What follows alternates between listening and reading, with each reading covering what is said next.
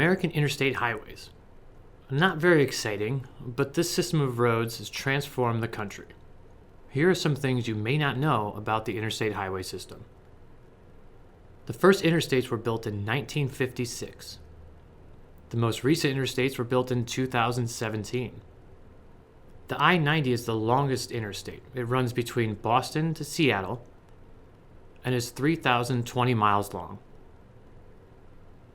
The shortest interstate, well, depending on how you categorize it, the shortest interstate is the I-375 and can be found in Michigan with a distance of 1.06 miles. Now, if you don't consider auxiliary highways to be interstates, even though it is designated as an interstate, then the shortest interstate is the H2 in Hawaii.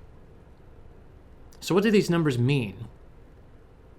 You have even-numbered interstates and you have odd-numbered interstates. The even numbers run east and west, whereas the odd numbers run north and south. Now, did you know if the interstate numbers are divisible by 5, they represent major coast-to-coast or border-to-border highways? Have you taken a cross-country road trip on one? Let us know. We'd love to hear about it.